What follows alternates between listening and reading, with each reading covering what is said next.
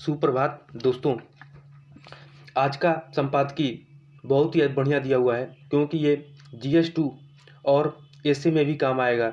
आइए इसको तेज़ी से देख लेते हैं क्या है इसमें। आज की कल्पविधा में क्या है कि आत्मसम्मान, आत्मज्ञान और आत्मसंयम ये तीनों ही जीवन को परम शक्ति की ओर ले जाते हैं। ये टेंशन ने कहा है। पंचायतों में पारदर्शिता की राह क्या होती हैं, कैसे पंचायतों में अच्छे अच्छे काम किए जाते हैं और क्या पारदर्शिता रहनी चाहिए, ये सब के बारे में आज का लेख है जो कि अजय जोशी ने कहा है। अब देखते हैं इसमें क्या बातें हैं, क्या कही गई हैं। सरकारों द्वारा बड़ी राशि पंचायती राज संस्थाओं को उपलब्ध कराई जाती हैं, इसलिए उसके नियमित लेखा परीक्षण के साथ साथ सामाजिक अंकेक्षण जरूरी हो जाता है। पंचायती राज व्यवस्था देश के ग्रामीण क्षेत्रों में स्थानीय स्वशासन की व्यवस्था है। इसके अंतर्गत ग्राम के स्तर पर ग्राम पंचायत, ब्लॉक या तालुका स्तर पर पंचायत समिति और जिला स्तर पर जिला परिषद कार्य करती है। ये बहुत ही इम्पोर्टेंट यहाँ बात कहा गया है किस तरीके से पंचायती व्यवस्था होती है। जैसे कि ग्राम के स्तर पर ग्राम पंचायत, ब्लॉक या तालुका स्तर पर पंचायत समिति, जिला स्तर पर जिला परिषद कार्य करती है। त्रिस्तरीय होता है। आप लोग बताइएगा कि देखा जाए, आप लोग बताइए कि पहले कि पंचायती राज व्यवस्था किसने शुरू किया था, किसके सिफारिश पर शुरू किया था और किसने त्रिस्तरीय कहा था, किसने द्विस्तरीय कहा था। आप लोग कमेंट जरूर करिए। आगे देखते हैं। जिला परिषद कार्य करते वर्ष 1958 में राष्ट्रीय विकास परिषद ने बलवंत राय मेहता समिति की रिपोर्ट के अनुसार 2 अक्टूबर 1959 को राजस्थान के नागौर जिले में तत्कालीन प्रधानमंत्री जवाहरलाल नेहरू ने देश की पहली त्रिस्तरीय पंचायती राज व्यवस्था का उद्घाटन किया। तो ये एक क्वेश्चन प्रीलिम में ये पूछता रहता है, हमेशा भी आता रहता है कि पंचायती राज व्यवस्था कब शुरू किया गया था, कहाँ से शुरू हुआ, उस समय प्रधानमंत्री कौन था। तो ये को आपको इसी लेख में आपको पता चल गया कि एक प्रीलिम का क्वेश्चन भी आपका तैयार हो गया कि पंचायती राज व्यवस्था कहाँ से शुरू हुआ था। तो नागौर से शुरू हुआ था। नागौर कहाँ पर है, तो राजस्थान में है। कब शुरू हुआ था, तो 2 अक्टूबर 1959 ईस्वी को शुरू हुआ था। उस समय प्रधानमंत्री कौन था, तो जवाहरलाल नेहरू था, जवाहरलाल नेहरू जी थे, सॉरी। और ये क्या किए थे, ये त्रिस्तरीय जो बलवंत राय मेहता थे, ये त्रिस्तरीय पंचायती राज व्यवस्था का उद्घाटन तो जवाहरलाल नेहरू ने ही किया था। ठीक है, आगे देखते हैं। जो बलवंत राय मेहता थे उन्होंने यही कहा था कि त्रिस्तरीय पंचायती राज व्यवस्था की बात कही थी। पंचायती राज संस्थाएं स्थानीय सरकार के रूप में गांव के विशेष क्षेत्रों जैसे स्वास्थ्य, महिला विकास, बच्चों की प्राथमिक शिक्षा, बाल विकास, स्थानीय सरकार में महिलाओं की भागीदारी, कृषि विकास और रोजगार के अवसर सृजित करने आदि से जुड़ी क्रियाओं के संचालन में महत्वपूर्ण भूमिका निभाती हैं। इस व्यवस्था के अंतर्गत विकास कार्यों हेतु केंद्र और राज्य सरकारें बड़ी मात्रा में धनराशि उपलब्ध कराती हैं। इसके अलावा ग्राम पंचायतों की आय का मुख्य स्रोत घरों, बाजारों, सार्वजनिक स्थान आदि पर करों का संग्रह है। साथ ही जनपद और जिला पंचायतों के माध्यम से सरकार के विभिन्न विभागों के माध्यम से प्राप्त सरकारी योजना निधि, सामुदायिक कार्यों के लिए दान आदि हैं। 24 अप्रैल 1993 को भारत में पंचायती राज व्यवस्था को महत्वपूर्ण परिवर्तन लाने के लिए 73वें संविधान संशोधन द्वारा पंचायती राज संस्थाओं को संवैधानिक दर्जा प्रदान किया गया था। ये क्वेश्चन पूछ सकता है कि पंचायती राज व्यवस्था को संवैधानिक दर्जा कब प्रदान किया गया था, तो 24 अप्रैल 1993 को क्या किया गया था कि संवैधानिक दर्जा प्रदान किया गया था। ठीक है, आगे देखते हैं क्या कह रहे हैं इसमें। यह महात्मा गांधी के ग्राम स्वराज के स्वप्न को वास्तविकता में बदलने की कोशिश में बढ़ाया गया है। महत्वपूर्ण कदम था। किसके द्वारा बढ़ाया गया था, तो महात्मा गांधी के ग्राम स्वराज के स्वप्न को बनाया गया था। इनका पूरा का पूरा इनका ही योगदान है। आप लोग पूरा जो DPSP होता है, जो राज्य के नीति निर्देशक सिद्धांत है, आप लोग पूरा आर्टिकल जो है कि 36 से लेके 51 तक आप लोग जो है कमेंट में करिए किसमें क्या बात कही गई है, या आप लोग एक बार रिवीजन भी कर लीजिए। आगे इसमें देखते हैं क्या है। इस संशोधन के जरिए पंचायती राज व्यवस्था को सुचारू रूप से चलाने हेतु एक त्रिस्तरीय ढांचे की स्थापना, ग्राम स्तर पर ग्राम सभा की स्थापना, हर 5वें वर्ष में पंचायतों के नियमित चुनाव, अनुसूचित जातियों और जनजातियों के लिए उनकी जनसंख्या के अनुपात में सीटों का आरक्षण, महिलाओं के लिए 1/3 सीटों का आरक्षण, पंचायतों की निधियों में सुधार के लिए उपाय सुझाने हेतु राज्य वित्त आयोग के गठन जैसे महत्वपूर्ण प्रावधान किए गए हैं। तो क्वेश्चन आता है कि प्रीलिम का क्वेश्चन है कि महिलाओं के लिए 1/3 सीट का आरक्षण पंचायतों की निधियों में किया गया है। ये पूछ देता है कि कितने सीटों के लिए कहा गया है, तो महिलाओं के लिए तो ये 1/3 सीटों का आरक्षण के लिए बात की गई है। देश में 2,60,000 से अधिक पंचायतों में 31 लाख से अधिक निर्वाचित जनप्रतिनिधि हैं और इसमें महिला प्रतिनिधियों की संख्या करीब 14 लाख है। 15वें वित्त आयोग ने ग्राम पंचायतों को आगामी 5 वर्ष में 2,36,000 करोड़ रुपए देने की अनुशंसा की है।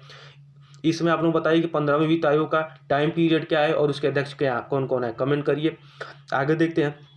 इस राशि से गांव में बुनियादी सुविधाओं का विकास होना है। 15वें वित्त आयोग द्वारा ग्रामीण स्थानीय निकायों को वर्ष 2026 के अवधि के लिए 2,97,555 करोड़ रुपए के अनुदान के साथ आवंटित किया गया है, जिसके प्रभावी उपयोग हेतु सामाजिक लेखा परीक्षा प्रक्रिया और पंचायती राज मंत्रालय के ऑनलाइन एप्लीकेशन के माध्यम से ऑनलाइन ऑडिट की व्यवस्था की गई है। कोई भी समुदाय जब अपने हित में जुड़े कार्यों या मुद्दों की देखरेख और निगरानी करके उसका मूल्यांकन करता है तो यह व्यवस्था सामाजिक अंकेक्षण के अंतर्गत आती है। इसमें समुदाय संबंधित विकास कार्यों तथा कार्यक्रम की उपयोगिता, उनकी गुणवत्ता, लागत तथा उसकी सार्थकता आदि का विश्लेषण स्थानीय लोगों द्वारा किया जाता है।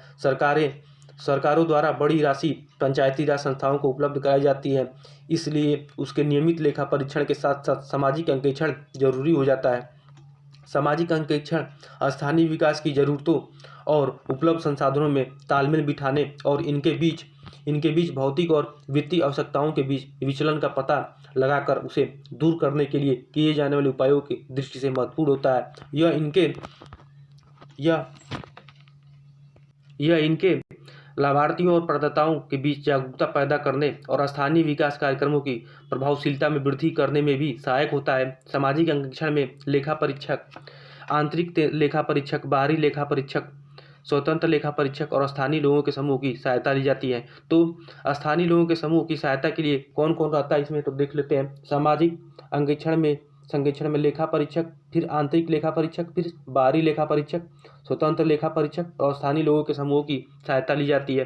पंचायती राज संस्थाओं की योजनाओं या कार्यों के क्रियान्वयन हेतु किए जाने वाले कार्यों का कम से कम 3 चरणों में सामाजिक अंकेक्षण होता है। पहला कार्य की शुरुआत में, दूसरा कार्य के मध्य में तथा तीसरा कार्य के अंतिम रूप में। यह उल्लेखनीय है कि मनरेगा योजना के क्रियान्वयन के 11 चरणों के दौरान सार्वजनिक निगरानी और पुष्टि की व्यवस्था का समावेश किया गया है, जिनमें परिवारों का पंजीकरण, जॉब कार्ड का वितरण, कार्य आवेदन प्राप्ति, कार्यस्थलों का चयन, तकनीकी आकलन तथा उनका अनुमोदन और कार्य आदेश जारी करना, व्यक्तियों को कार्य आवंटन, कार्यों का क्रियान्वयन तथा पर्यवेक्षण, बेरोजगारी भत्ते तथा मजदूरी का भुगतान आदि शामिल है। इनमें जुड़े कार्यों का मूल्यांकन सामाजिक अंकेक्षण के अंतर्गत किया जाता है। सामाजिक अंकेक्षण लोक सेवकों की जवाबदेही सुनिश्चित करता है और स्थानीय विकास कार्यक्रमों को प्रभावशीलता को बढ़ाता है। यह स्थानीय विकास गतिविधियों की योजनाओं और उनके कार्यान्वयन में सूचना के अधिकार को लागू करने में भी महत्वपूर्ण भूमिका निभाता है, जिससे इनमें पारदर्शिता आती है। यह भी सामाजिक अंकेक्षण का ही एक रूप है। अगर जमीनी स्तर पर देखें तो पंचायतों के पास वित्त प्राप्ति का कोई मजबूत आधार नहीं है। उन्हें राज्य सरकारों पर निर्भर रहना पड़ता है। राज्य सरकारों द्वारा उपलब्ध कराया गया वित्त किसी विशेष मद में खर्च करने के लिए होता है, इससे वे दूसरे जरूरी कार्य नहीं करवा पाती। कई राज्यों में पंचायतों का निर्वाचन नियत समय पर नहीं हो पाता। बहुत सी पंचायतों में जहां महिला प्रमुख हैं, वहां कार्य उनसे किसी पुरुष रिश्तेदार के आदेश पर होता है। महिलाएं नाम मात्र की प्रमुख होती हैं। पंचपति और सरपंचपति की प्रचलित अवधारणा से पंचायतों में महिला आरक्षण का उद्देश्य नकारात्मक रूप से प्रभावित है। क्षेत्रीय राजनीतिक संगठन पंचायतों के मामलों में हस्तक्षेप करते हैं, जिससे उनके कार्य और निर्णय भी प्रभावित होते हैं। इस व्यवस्था में कई बार पंचायतों के निर्वाचित सदस्यों और राज्य द्वारा नियुक्त पदाधिकारियों के बीच सामंजस्य बनाना मुश्किल हो जाता है, जिससे पंचायतों के विकास कार्य प्रभावित होते हैं। प्रभावी सामाजिक अंकेक्षण की व्यवस्था इन समस्याओं के समाधान में महत्वपूर्ण भूमिका निभा सकती है। पंचायती राज संस्थाओं में सुधार की दृष्टि से व्यापक उपाय किए जाने चाहिए। इन संस्थाओं को कर लगाने के अधिकार देना, वित्त आयोग द्वारा इनके लिए अधिक राशि का आवंटन करना, इनके द्वारा खुद अपने वित्तीय संसाधनों में वृद्धि करना जैसे उपाय किए जा सकते हैं। देखा है तो अगर GS2 में पूछ रहा है, पंचायती राज व्यवस्था के बारे में कुछ पूछ रहा है, तो आप समाधान के रूप में क्या कर सकते हैं कि इसको लिख सकते हैं। ठीक है, ये इंपॉर्टेंट बहुत ही अच्छा पॉइंट दिया यहाँ पे। आगे देख लेते हैं।